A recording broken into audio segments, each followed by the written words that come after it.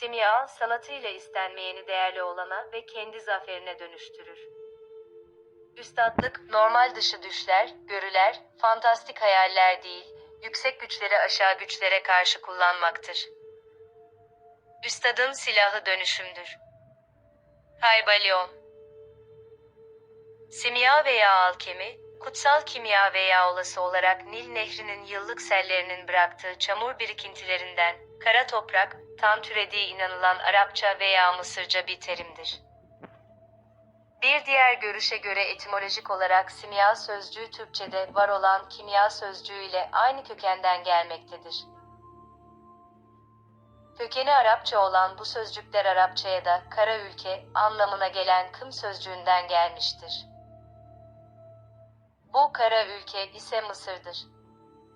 Etimolojik olarak da simyanın kökeni Mısır olarak gözükmektedir. Simyanın kökeni ruhsal gelişme anlamına gelir. Simya gerçekte bir dönüşüm sanatıdır. Kirli olanı, hasta olanı birçok süreçten geçirerek, arınmış ve mükemmel olana dönüştürmeyi amaçlar. Simya öğrenimi inisiyasyona dayanmakta, kullanılan semboller sadece bu eğitimi geçmiş kişiler tarafından anlaşılabilmektedir. Simya felsefesinde ise Tanrı'nın birliği ve ruhun ölümsüzlüğü yer almaktadır. Hermes aklı Ezeka'yı ve onun özgürlüğünü sembolize eder. Simyada civanın, Merkür'ün, tuz ve kükürt arasında üstlendiği bağdaştırıcılık rolü gibi Hermes'in de karşıtlıklar arası aracılık ve tamamlayıcılık işlevi vardır. Simya, 12. asırdan itibaren Batı'da, basit metalleri altına çevirmek, evrensel şifa ve ölümsüzlük iksiri gibi arayışlar olarak gözükmekteydi. Yakın zamanlara dek, simya ilkel kimya, yani olgunlaşmamış bilim olarak görülüyordu. Ancak simyagerler kaşiflerdi ve onların arayışı bilimsel değil, ruhsaldı. Simyada her bir adım veya evre bir içsel uyanmayı, inisiyasyon, temsil ediyordu. Simya dönüşümünü sadece Newton değil, aynı zamanda 17. asrın iki önemli bilim adamı G.W. Leibniz ve Robert Boyle açıkça kabul ettiler. Günümüzde araştırmacı B.J.T. Dobbs, Newton simyasının temeli veya Yeşil Ejderha Avı adındaki eserinde Newton'un son 30 yıllığını içeren felsefe taşı, Lapis Philosopherum'u bulma uğruna başarısız çabalarını anlatır. Sıradan birine simyadan söz ederseniz, ne düşünür? Orta Çağ'da bir bodrumda bilinmeyen köpüren sıvılar dolu şişeler üzerinde eğilmiş veya bir fırın önünde erimiş kurşunu altına çevirmeye çalışırken uğraşan yaşlı adamlar. Bunlar efsane ve önyargılı tarihin bize sunduğu simyager imajlarıdır. Birçok modern keşif, porselen, alkol damıtma, asitler, tuzlar ve birçok metal alaşımı erken dönem simya denemelerinin sonuçlarıdır. İtalya'da Rönesans döneminin başlangıcında Hermetizmin ve Neoplatonculuğun yeniden keşfedilmesinin yarattığı heyecan yaklaşık olarak 200 yıl kadar sürmüştür. Neoplatoncu ve Hermetik öğretilerin, o dönemdeki felsefe ve sanat üzerinde derin ve yaratıcı bir etki yaptıklarını, doğa bilimleriyle simyanın eğitimin ve politika kuramlarının gelişiminde önemli bir rol oynadıklarını bugün biliyoruz. Simyanın Newton tarafından gerçekleştirilen bilimsel devrim üzerindeki önemli etkisi de göz ardı edilmemelidir. Rönesans'tan itibaren eski işlevsel simya, yeni kazandığı mistik ve dinsel yorumlamaları ile birlikte, doğa bilimlerini ve sanayi devrimini zafere taşıyacak olan olağanüstü kültür değişimi üzerinde ağırlıklı bir rol üstlenmiştir. Simyanın yapıtları sayesinde, insanı ve doğayı yeniden kazanmak umudu, Batı'da Hristiyanlığın kökten bir renovation, yenilenme, yeniden doğuş, özleminin uzantısından başka bir şey değildir. Fransız simyacı Jean Dubuis şöyle der, simya herhangi bir yanılsamaya tabi olmadığınız inisiyatik bir sistemdir. Simya laboratuvar yoluyla objektif bir kontrolü bulunan yegane inisiyatik sistemdir. Dolayısıyla denemeleriniz evrenin olan yasalarının dışına çıktığını gösterirse, bu içsel bir uyanmadan geçmiş bir simyager olduğunuzu gösterir. Simya çalışmasının evreleri bir inisiyasyonu, insanı radikal şekilde dönüştürmeye yönelik bir dizi belirli deneyimi içermektedir. Ancak başarılı inisiye artık yeni varoluş şeklini basit bir dilde yeterli olarak ifade edememektedir. O zorunlu olarak gizli bir dil kullanmaya yönlendirilmiştir. Toprak ananın rahminde saklı madeni cevherler, tanrıçaya ilintili kutsallığı paylaşıyorlardı. Çok erken bir devirde maden cevherlerinin aynı ceninler gibi dünyanın karnında büyüdükleri fikriyle karşılaşıyoruz. Simyagerlerin gözünde insan yaratıcıdır. Doğayı yeniler, zamana hükmeder, kısacası Tanrı'nın yarattığını mükemmelleştirir. Nasıl bütün yaşam ilahi mükemmelliğe doğru tekamül ediyorsa, metaller de altına tekamül eder. İşte simyager bu esas tekamül işlevini, katalizör felsefe taşıyla hızlandırır. Simya yaygın biçimde, temelsiz boş inanç ya da en iyimser gözle kimya biliminin gelişmesinden önceki ilginç bir geçiş dönemi olarak görülmektedir. Simyacı, altın üretmeye çalışan bir kimse olarak tanınmaktadır. Elbette bu işle uğraşan birçok kimse vardı. Fakat onlar kadar yüksek düşünceli ve zeki başka insanlar da vardı ki, altın elde etmek için uyguladıkları kimyasal işlemler aslında simgeseldi ve amaçlanan sonuç altın elde etmek değil, filozof taşının keşfedilmesiydi. Hem bir ruhu vardı hem de ruhun kendisi olarak kabul ediliyordu. Onu araştırırken simyacı, maddenin içinde gizlenmiş olduğuna inandığı ruhu özgürleştirmek çabasındaydı ve böyle yaparak, bir bakıma ruh ile fiziksel gerçeklik arasındaki köprüyü kuruyordu. Simyager, madde, yaşam ve bilinç arasında çok sağlam bir bağlantı olduğunu bilir. Simya maddedeki can ve bilinci manipüle edip tekamül etmesine, içsel ahenksizlik sorunlarını çözmek üzere yardım etmektir. Madde sadece insan tohumundan yaratıldığı için vardır. İnsan tohumu veya ilksel insan, maddeye düşmek ve sonra da evrim yaparak tekrar tırmanmak üzere maddeyi yaratmıştır.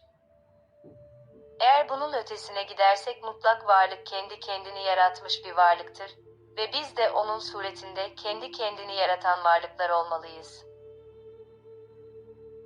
Dönüşüm bütün değişim şekillerinin bir yönü olarak görülür. Tırtıllar kelebeklere dönüşür, buz erir, yiyecek ete dönüşür. Fransiyatez insanların çevrelerini anlayabileceği ve kontrol edebileceği konusunda teşvik eden, Magus zihniyetinin nasıl bu fikirlerden geliştiğini çok güzel açıklamıştır. Bu düşünce biçimi Paracelsus'un 1493-1541 yazılarında açıkça görülür. Paracelsus için Tanrı dünyayı kaostan kalsinleme, dondurma, damıtma ve arındırma ile yaratan ilahi simyagerdi. Kimya, teoloji, fizik ve tıbbın sırlarını açıklayabilen evrenin anahtarıydı. Dönüşüm için sembolik bir terim vardır, abrahadabra. Sözcüğün kökeniyle ilgili teorilerden biri Aramice'de söylediğim gibi yaratacağım anlamına gelen abrakedabra ibaresinden geldiğidir. Konuşurken yaratırım. Abrahadabra, içsel ve dışsal dünyalarımızın ahenkleşmesini simgeler. Kanatlı ejderha kanatsız ejderhayı öldürür ve kanatsız ejderha kanatlı ejderhayı öldürür. Bu şekilde cevher ve gücü tezahür eder. Kanatlı ejderha içsel üstadımız ve kanatsız ejderha da egomuz olarak yorumlanabilir. Sonunda iki ejderha yani varlığımızın semavi ve dünyevi yönü birbirlerini öldürürler ve kaynaşmış, ölümlerinde kozmik gücün daha mükemmel bir ifadesinde birleşirler. Satranç oyunu da insanın bileşik doğasındaki her parçanın kendi gölgesiyle savaşmasını anlatır. Kozmos düzlemi üzerinde ışık ve karanlık güçleri karşı karşıya gelirler. Şah ruhu, vezir aklı, fil duyguları, at canlılığı, kaleler fiziksel bedeni temsil eder. İyonlar insan ruhunun 8 parçasıdır. Değişim içten dışa doğrudur. Abrahadabra mikro ve makrokozmos, iç ve dış dünyalar arasındaki mistik evliliği simgeler. Bizim kalınlaşan, katılaşan ve maddileşen peçemizi aşıp geçmemizi sağlar ezoterik bakış. Malkut'un küçük kralı pentagram, Tifaret'in büyük kralına heksagram, ikisi birleşir ve içimizde mistik evlilik inisiye edilir. Simyada ulaşılan son noktaya giden yol, Ars Magna olarak adlandırılmaktadır. Metallerdeki hastalığın, kirin yok edilip altının ortaya çıkarılması gibi, uzun bir süreçten sonra da insandaki tanrısal töz açığa çıkabilir ve kişi iyi için çalışabilir. Ars Magna, bu açıdan insan içinde kullanılabilir, bu anlamıyla inisiyasyonu da temsil etmektedir. Bu bağlamda felsefe taşı da mutlak olana, tanrısal töze kavuşturan bilinç anlamını kazanmaktadır. Aynı şekilde iksiri içip ölümsüzlüğe kavuşmak da ruhun ölümsüz olduğunu anlamak anlamına gelmektedir. Öyleyse kendi içindeki tanrısal özü bulmak isteyen kişi, tıpkı maddenin saflaştırılması gibi, kendi içine dönerek kendini saflaştırmalı ve gizli olan, içindeki felsefe taşına ulaşmalıdır. Simyada kullanılan yöntemler ezoterik olarak inisiyasyonu da bu anlamıyla temsil etmektedir. Simyacılar ateş, toprak, su, hava olmak üzere 4 elementin varlığını kabul etmişlerdir. Simyaya göre görünen 2 element, toprak ve su, içlerinde görünmeyen 2 elementi de barındırmaktadırlar, ateş ve hava. Bunun dışında, bazı simyacılara göre 5. bir element daha vardır ki bu da eterdir. Eter beden ile ruh arasında da aracılık görevi görmektedir. Simyada Platon döngüsü denilen kavrama göre elementler arasında sürekli bir dönüşüm vardır. Ateş havaya, hava suya, su toprağa ve toprak ateşe dönüşmekte olup bu döngü bu şekilde sürmektedir. Ateş, tarih boyunca ilahi gücün sembolü görülmüştür. Herakleitos'a göre her şey ateşten gelmiştir ve ateşe dönecektir. Ateş dönüşüm aracıdır. Dolayısıyla diğer elementler arasında bir aracı görevi görür. Ateşin rengi kırmızıdır ve erkeklik unsuru içerir. Ateş ışık verdiği için aydınlığı simgeler. Ateş yakıcı olduğu için azap verici rolü de olmuştur. Yıkıcı ve tahrip edici yanı da vardır.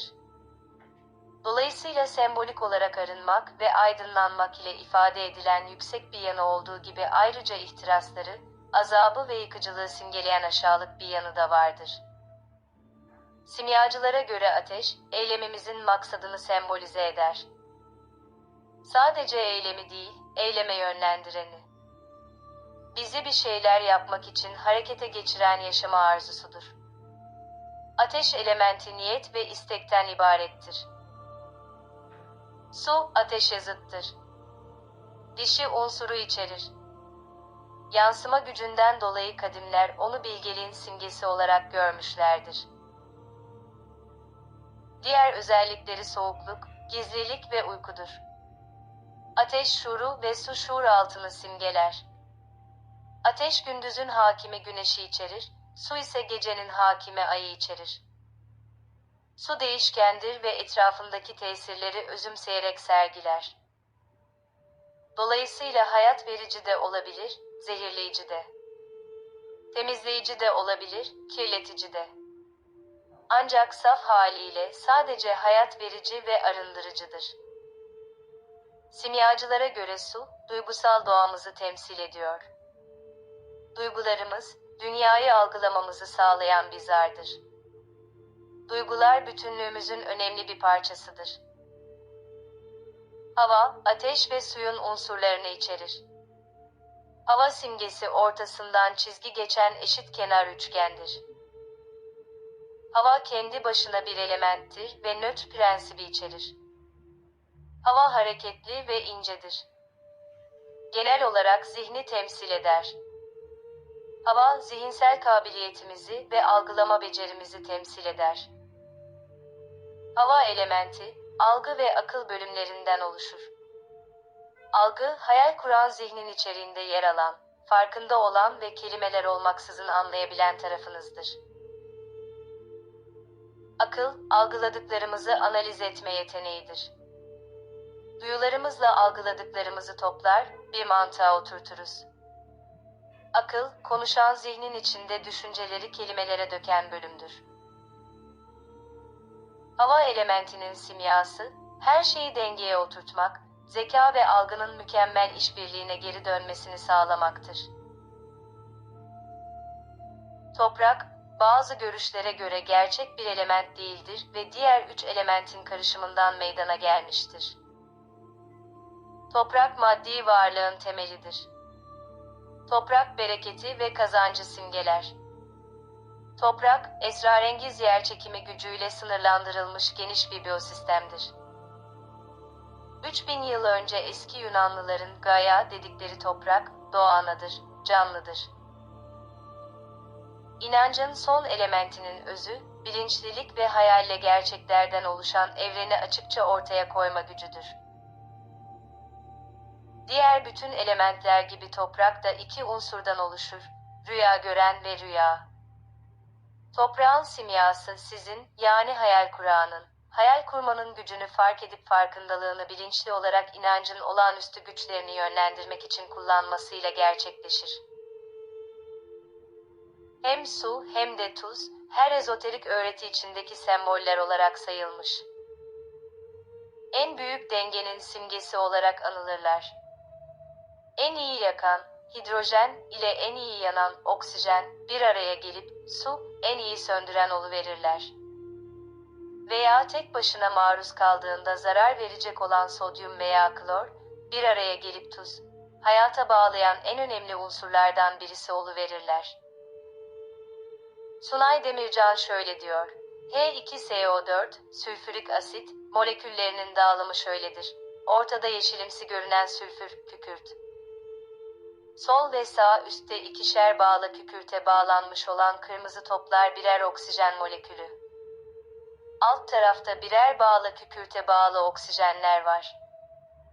Bu oksijenlerin diğer bağları, gri toplar olarak görünen hidrojenleri tutmak için ayrılmış.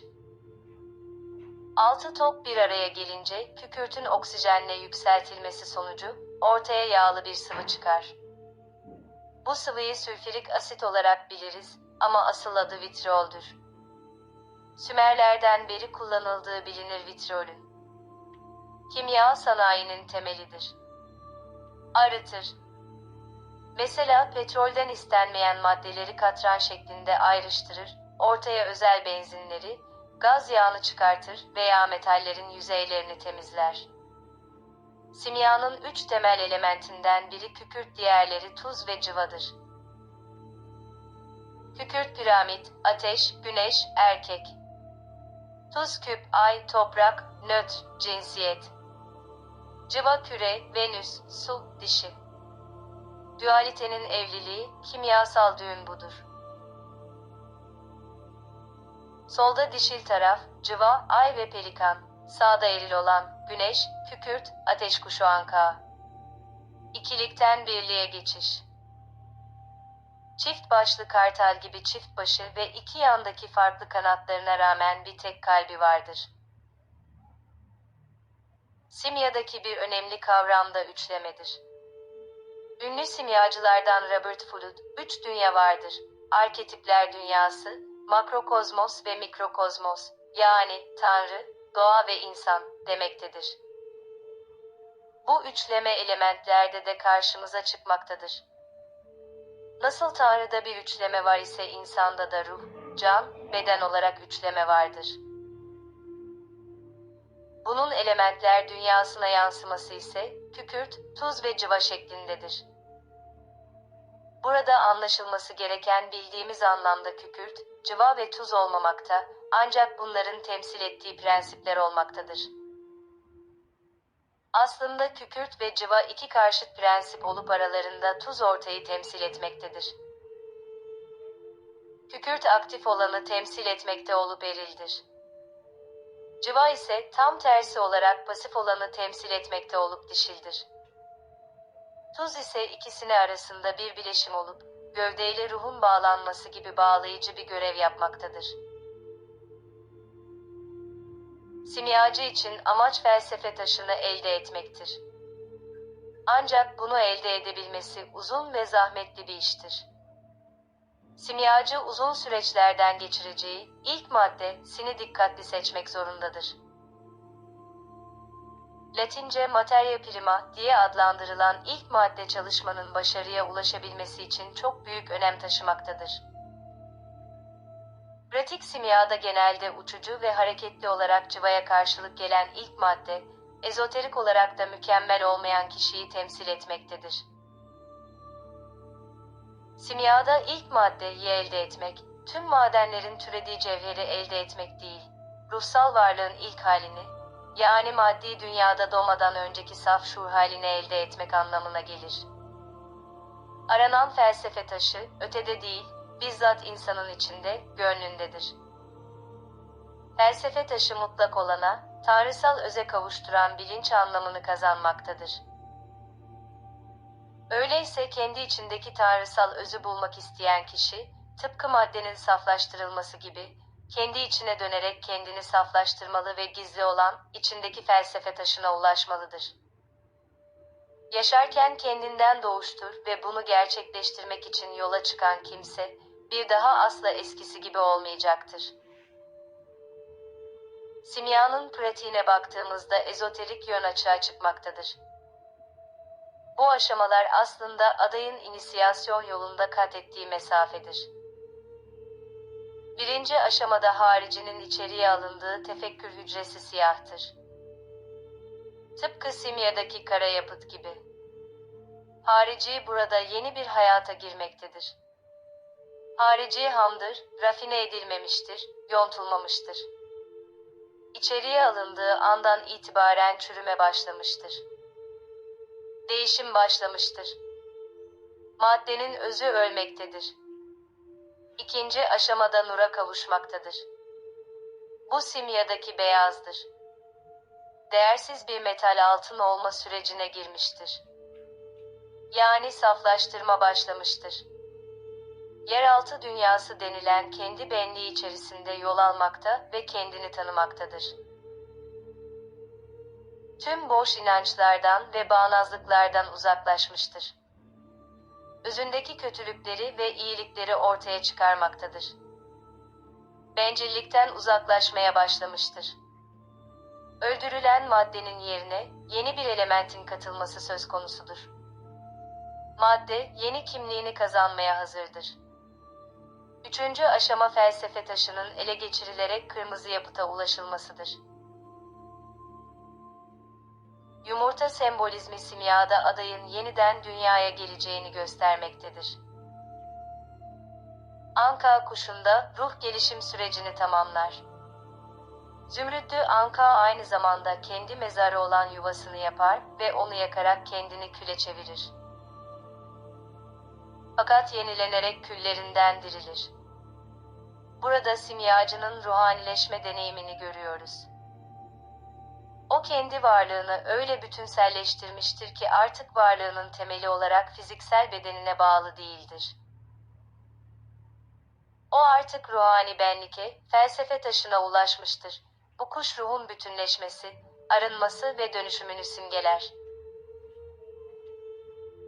Hermetik felsefede ruh ve madde birbiriyle iç içe girmiştir. Birisi ötekinin farklı bir görüntüsüdür, birin iki kutbudur. Simyacılar ayrıca zümrüt tabletlerde belirtilen, yukarıda olan aşağıda olanın aynısıdır, prensibinden yola çıkarak da her bir gezegen ile bir metal arasında bağlantı kurmuşlardır. Bunlardan altın ve gümüş mükemmel metaller olup diğerleri mükemmel olmayan metallerdir. Kilise, 1317'de Papa Jean XX bir karar yayınlayarak sahte altın yapanları ve simyacıları mahkum eder. Bu sırada gizemli bir kişinin simyanın sırlarını bulduğu konusunda bir rivayet yayılmıştır. Bu kişi 1330-1418 yılları arasında yaşadığı söylenen Nicholas Flamel'dir. Simya Rönesans ile birlikte en yüksek noktasına ulaşmış ve bu dönemde Kabala, yeni Platonculuk gibi diğer ezoterik doktrinler de simyaya katkıda bulunmuştur. Bu dönem ayrıca Roseroroy gibi gizli örgütlerin de ortaya çıktığı bir dönemdir. Dönemin en önemli ismi kuşkusuz 1493 doğumlu Paracelsus'tur. Maceralı bir hayat yaşadıktan sonra 1541 yılında hayata gözlerini yuman Paracelsus, doktor olmasına rağmen simyanın tıptan ayrılamayacağını söylemiş ve doğa ve insan üzerine çalışmıştır. Makrokosmos ve mikrokosmos üzerine düşünce sistemini kuran Paracelsus da tuz, kükürt, cıva ile ruh, can, beden ilişkisini de savunmuştur. Paracelsus'a göre gerçek simya varlığın iç yapısı ile ilgilidir. İnsan, ilem denen bütünün yeryüzündeki yansımasıdır. Onun mezar taşında ölümle hayatı takas etti, yazar. Zümrüt tablette şöyle geçer: hiç yalan olmadan doğrudur, kesindir ve çok gerçektir. Aşağıda olan yukarıda olan gibidir, yukarıda olan da aşağıda olan gibidir ve birlikte tek bir şeyin mucizesini gerçekleştirirler. Ve bütün her şey bir olandan geldiğinden, bir olanın düşüncesinden gelmiştir.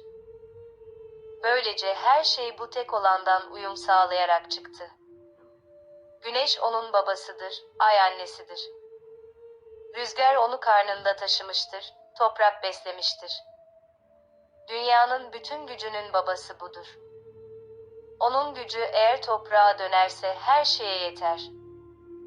Toprağı ateşten ayıracaksın, süptil olanı kalın olandan, bu büyük bir maharetle olmalı. Topraktan gökyüzüne çıkacak ve yeniden toprağa inecek ve yukarıda ve aşağıda olanın gücünü alacak. Bununla bütün dünyanın zaferi senin olacak, bunun için bütün karanlık senden uzaklaşacak. Bu bütün kuvvetlerin en kuvvetlisi, çünkü her süptil şeyi yenecek, her katı şeyin içine girecek. Dünya da böyle yaratıldı. Hayranlık verici biçimler bundan çıktı, bunların ortamı buradadır. Bu yüzden bana 3 kere büyük Hermes denir, çünkü bütün dünyanın felsefesinin 3 bölümü de bana aittir. Güneşin yaptıkları hakkındaki söylediklerim böylece bitiyor ve tamamlanıyor.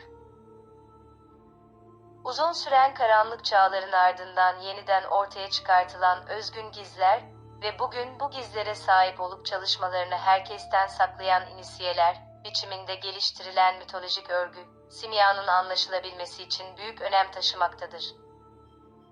Simyada opus yapıt bir inisiyasyon sürecidir, yani insanın varlık koşullarını kökten değiştirmeyi amaçlayan bir dizi özel deneyimler silsilesidir.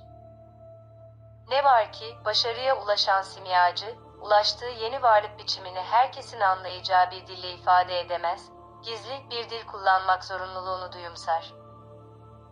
Bu gizliliğin nedeni, Buda'nın belirttiği nedenle aynıdır. Cahillerin aklı karışabilir ve masumlar yoldan çıkabilir. Simyada bilinç dışı, maddenin gölgesine yansımalıdır. Wung'da karşıtlıkların mutlak bileşimi kuramı, Merkür çeşmesi arketipiyle simgelenir. Wung doğuştan evrimle getirilen ortaklaşa bilinç dışından söz etmiştir.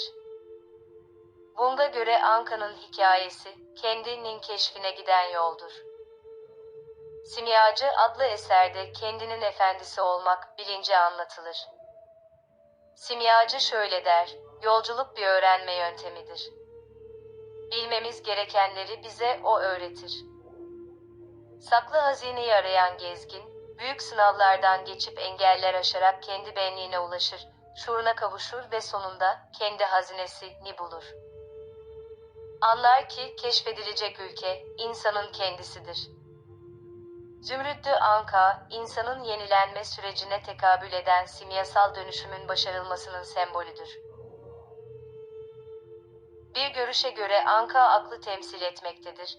Kaf Dağı'nda Anka'nın kendini küllerinden yeniden yaratması, insanın dünyaya bakış açısını değiştirmesidir. Akıl yolu keşfederken kalp ise anahtarı bulmak için akla yardım eder denir. Ezoterizmde kullanılan iki araç vardır, akıl ve kalp. Vıvıtırıvolu simya terimi de aynı adresi gösterir. Aşağıya doğru dikey bir harekettir. Dönüş, tamamlanış ile birlikte yine dikey olarak yüzeyedir. Kendini yeniden doğurup dönebilen, kendi animusundan kendisi doğabilen, toprağın derinliklerinde ana tanrıçanın, toprak ananın rahminden tekrar doğup tamamlanabilen için dikey yolculuk çok önemlidir. Birçokları inmekten çekinir, karşılaştığına sırtını döner, kendiyle objektif yüzleşmez, döndüğünde aynadaki suretine yalan söyler. Kahramanın farkı buradadır. Kahraman hem bilinç hem de bilinç dışı dünyasının ustası olmuştur. O sembolik mağaradan, cehennemden, Gaia kuyusundan, sınavdan bir sembol olarak çıkar. Simya görüşünde kurşun son element yani ölüm olduğuna, kurşunun altına dönüştürülmesi isteği ruhun ölümsüzlüğü arzusudur. Kurşun ölümlü beden, altın ölümsüz ruhtur. Bunun için önce aşağı, gönüle, inilerek, yer altında aranan sır bulunur. Sonra keşfedilen bu sırrın yardımı ve desteğiyle yukarı çıkılarak yücelinir. Öyleyse mükemmelleşme gökyüzünü yeraltı ile birleştirerek, yani bedenle ruhu, yani zahirle batını ikmal ederek sağlanır. Her çıkışın bir inişi vardır ve sırf çıkış tam ve mükemmel değildir. Çünkü insan hakikat yolunda sürekli çıkış ve inişini sürdürmelidir. Kendini bütünleyen, tamamlanan, karşıtları kendinde birleştirmeyi beceren kahraman, karanlık yönünü de fark edip bir simyacı gibi onu dönüştüren farklılaşma ve bütünleşme enerjilerini bir arada kullanabilen, birini görmezden gelmeyen gerçek insandır. Gaia kuyusu onun aydınlanma yolunda cesaretle geçtiği önemli bir duraktır. Onda bilinç ve bilinçaltı bir köprü ile birleşir. Yatay ve dikey gelişim sürekli daha yukarıda yeni noktalarda kesişir. Birlik üçüncü bir noktada tesis edilir üçgen ile sembolleşir ve üst köşede birleşme noktasıdır. Ben ile onun iletişimi üçüncü noktada kurulur. Sonluda karşıt bulunanlar, sonsuzda birliğe ulaşırlar. O asli cevheri bulmuştur, simyadaki materya primayı. Ruhunu arayan insanın macerasıdır bu, Bung'un deyimiyle. Yeni bir kimliğe bürünmeyle devam eder yolculuk. Çalışma sadece okuyarak değil, yaşayarak, hissederek içimizde yapacağımız derin düşünce yolculukları ile olacaktır. Düşünme üzerine düşünme tefekkürdür. Kuyulardan, basamaklardan geçerek derinliklere inilir. İç dünyasını tamamen keşfeden yani egosunun sembolik metallerden arındıran ve gölgenin baskısından kurtulan ben, diğer parçaları olan ikiz, animus ile diyaloğa girebilecektir. Felsefi düğün, kimyasal düğün işte burada bu bütünleşmededir. Farklılaşma, yatay enerji, güç, görev, eylem, gelişebilme ve birleşme, dikey enerji, dinginlik, spiritüel arayış, sevgi enerjileri iki zıt karakterli enerjidir. Gerçek insan bunları bir köprü ile uyum içerisinde birbirine bağlamaya çalışır. Özgürlük ikisinin arasındaki gerilimin ortadan kalkmasıyla edinilebilir. İnsan gibi insan Gaia kuyusunun dibi gibi, kendi içindeki tehlikeli karanlık ile barışmıştır. Yolcu bu tehlikeli sınavdan zarar görmeden geçmiştir. Hedef simyagerlerin coincidentia oppositorum da karşıtların birlikteliği, zıtların anlaşması anlamındadır. Bölünmelerin ve zıtlıkların, her şeyin birliği algılayışında kaybolup gittiği vecdi deneyime verilen isim, uyum ve bütünlüğün ilhi imasıdır. Olduğu gibi dağılmışları birleştirmek, zıtları kaynaştırmaktır. Ancak olgunlaşma süreci hiçbir zaman son bulmayacaktır. Amacı zaten yolda olmaktır, hedef kişiye özeldir, Anahtar ise yolcunun bizzat kendisindedir. Yolculuk defalarca yaşarken kendinden yeniden daha yüksek halde doğmaktır. Dönüşüm doğada mevsimler, insan bedeninde de sürekli biten ve yeniden başlayan döngülerle karakterize olur. Vücudumuzdaki tüm atom sayısının %98'i her yıl değişmektedir. Derimiz 5 haftada yenilenir. Görünüşte çok katı ve sert olan iskelet bile her 3 ayda bir tamamen yenilenir. Mide zarındaki tipik bir hücre sadece birkaç gün yaşar. Alüvarların ömrü 2-3 aydır. Karaciğer hücrelerinin yenilenmesi birkaç yıl sürer. Sadece kalp ve beyin hücreleri yenilenmez. Değişim, dönüşüm, yenilenme, evrim ve devrim yaşamın ve evrenin kuralıdır. Yaşam sonsuz bir çizgi değil, sonsuz bir spiraldir. Başlangıç ve son sürekli iç içe devinir. Başlangıçsızlıktan sonsuzluğa bir yolculuktur. Çürüyen, bozulan ne varsa söküp atar yerine yenisini yaratır. Dönüşüm ve başkalaşım temel içgüdüdür ve önünde duran her şeyi silip süpürecek güçtedir. Bu aynı zamanda simyanın son safhasıdır. Önce saflaştırılıp sonra birleştirilen maden, ruh beden, en sonunda simyacıların siyah altın dedikleri cevhere dönüşür. Yolculuk bizi maskelerden arındırır. Tao öğretisindeki kadim insan, gökyüzüyle yeryüzü arasında aracıdır. Kadim gelenekte insan yeryüzü ve gökyüzünün çocuğudur. Özgürlük taneciği kendinde doğar ve ben, benim der.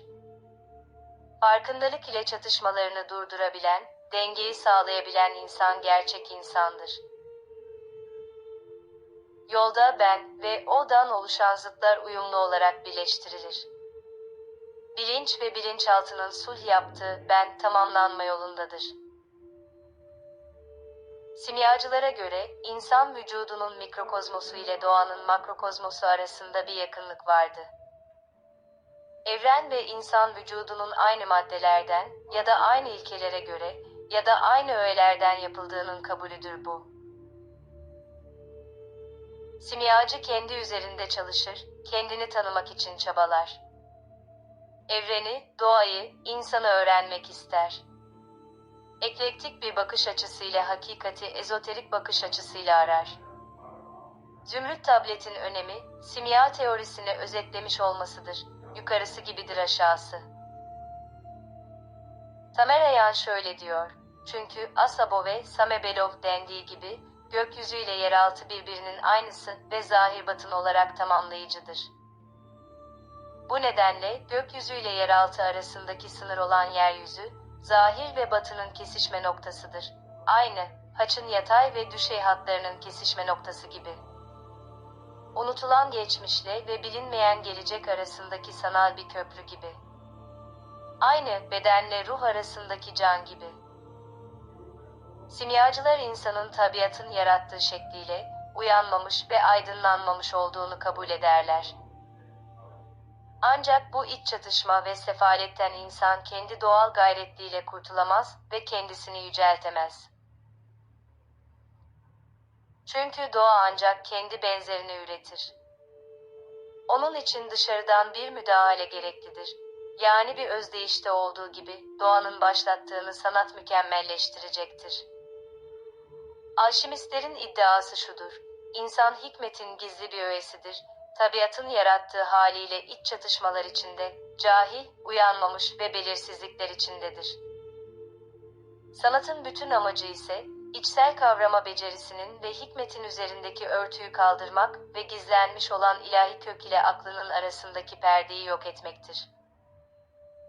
Simyacıların diğer bir özelliği de maddenin zıt kuvvetler etkisinde olduğuna inanmalarıdır. Yeterli teknik donanıma sahip laboratuvarlarda gerçekleştirilen deneyler ile simya reçetelerinin geliştirilmesine verilen önem, rasyonel kimyanın önünü açmaktaydı. 1658 yılında yayınlanan bir denemesinde Robert Boyle, simya gizlerinin özgür dolaşımını talep ediyordu. Newton ise tam tersine simyanın gizlerinin tehlikeli olduğunu düşünüyor ve Royal Society of Sciences, Kraliyet Bilimler Derneği sekreterine yazdığı bir mektupta Boyle'nin simya bilgilerini gizli tutması gerektiğini bildiriyordu. Newton, kendi simya araştırmalarının ve deneylerinin sonuçlarını hiç yayınlamadı. Ancak 1940 yılına kadar ihmal edilen sayısız el yazmaları Profesör Dobbs tarafından incelendi ve Newton Simyasının Temelleri adlı bir yapıtta toparlandı. Dobbs, Newton'un ne kendisinden önce ne de kendisinden sonra yapılmadığı kadar derinlemesine tüm eski simya yapıtlarını incelediğini belirtiyordu. Newton, ilk zamanlardan bu yana Tanrı'nın gerçek din ve doğa felsefesi gizlerini birkaç seçkin kişiye öğrettiğine, sonradan bu bilgilerin yitirildiğine, ancak kimi bölümlerini yeniden bulunduklarına ve masallara, mitolojik öykülere karıştıklarına inanıyordu. Modern çağlarda bu bilgilere ancak deneyler yoluyla ulaşılabilirdi.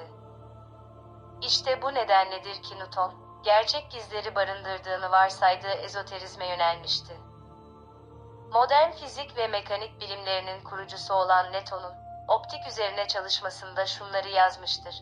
Cisimlerin ışığa dönüşmesi ya da bu dönüşümün tersi, bu tür dönüşümlerden mutlu olduğu belli olan doğanın yasalarına uygundur. Profesör Dobbs'a göre Newton'un simya hakkındaki düşünceleri öylesine derin temellere sahiptir ki, genel olarak onların değerinden asla kuşku duymamıştır ve 1675'ten sonra tüm çalışmalarını simyayı mekanik ile bütünleştirmeye adamıştır. 1510 yılında İngiltere'de ünlü simyagerlerin bir araya geldikleri Müneccimler Birliği kuruldu. Kökenini Kabbalacılardan, Kudüs'ten kaçan Şark şövalyelerinden ve Tampliyelerden alan bu dernek, 1570 yılında Almanya'da Rose-Croix Kardeşleri Cemiyeti'ni canlandırdı. İngiliz Müneccimler Birliği bir süre sonra simyanın giderek önemini kaybetmesi nedeniyle tüm bilim dallarını kapsayan Royal Society'ye dönüştü. Çok sayıda İngiliz bilim adamının üye olduğu ve kraliyetin himayesinde olan bu kuruluş, üyelerinin akılcılığı ön planda tutmaları ile ün yapmıştı. Ancak üyeler, bilim ile sezgisel yaklaşımı birleştirmeyi başarmışlardı. 17. yüzyıl sonundan itibaren simyaya olan ilgi yavaş yavaş azalmıştır. Zamanı doldurmuş ancak ezoterik içeriği ve sembolizmi ile yaşayan bir düşüncedir. Simya, dönüşüm sanatıdır. Simya bir arayıştır ve arayış her zaman aynı şey içindir, mükemmellik. Bu yüzden arayan kişi hem dönüşüm, hem dönüştüren, hem de dönüşendir. Simyacının dediği gibi, eğer bir şeyi yapmayı gerçekten istiyorsanız, bütün bir evren size yardımcı olur. Sembolizm, dindarca aktarılacak kristalize bir bilgi sunmamaktadır. Bir kişisel kendi kendini yaratma aletidir. Simyacı için insan da bir yaratıcıdır, doğayı yenileyebilir ve zamana egemen olabilir. Böylece tanrısal yaratımı yetkinleştirir. Simyacı için gerçek simya insanın iç doğasındadır. Hermes'in dediği gibi, her parça bütünün temsilcisidir. Ve parça bütüne ait olduğu müddetçe parçadaki değişim bütünü de değiştirir.